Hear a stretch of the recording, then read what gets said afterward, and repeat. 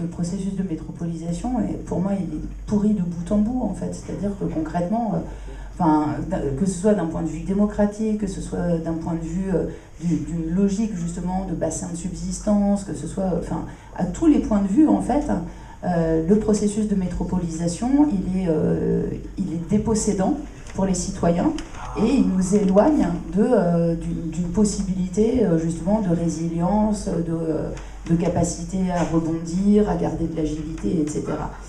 Donc après, aujourd'hui, il est là, quoi.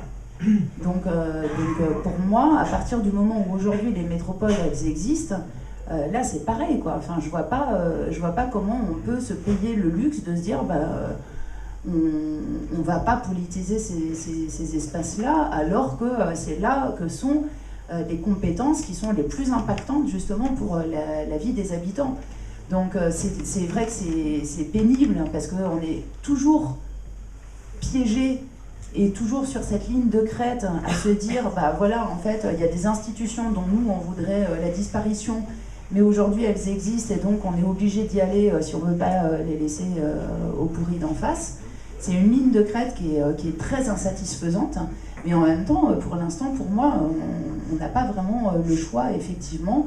En tout cas, si on choisit justement d'investir cette voie institutionnelle, je ne vois pas en fait comment on peut faire l'impasse sur l'échelon métro qui me paraît aujourd'hui déterminant. Tout en essayant de faire tout ce dont on a parlé ce soir, c'est-à-dire tout en essayant de créer des contre-pouvoirs en dehors de l'institution qui permettent d'envisager de s'en passer un jour à terme. Je ne sais pas s'il y a quelqu'un dans la salle qui connaît l'expérience de la Chambre d'agriculture alternative du Pays Basque, par exemple, mais qui est pour moi un des exemples vraiment intéressants aujourd'hui de contre-pouvoir institutionnel qui vient doublonner des chambres consulaires qui ne fonctionnent pas de manière satisfaisante, en créant une autre institution qui fonctionne selon d'autres principes. Ensuite, sur cette question qui est une vraie question, hein, de finalement pourquoi est-ce qu'on ne pourrait pas tout faire au niveau local. C'est une vraie question, parce qu'en fait ça dépend aussi beaucoup de ce qu'on appelle local, quoi.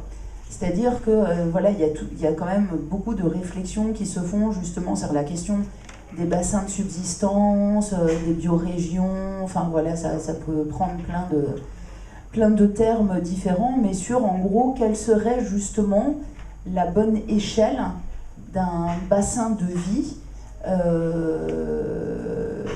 sur lequel on pourrait imaginer une vie harmonieuse des êtres humains avec le reste du vivant et avec les écosystèmes, permettant d'envisager l'autonomie alimentaire, énergétique, etc.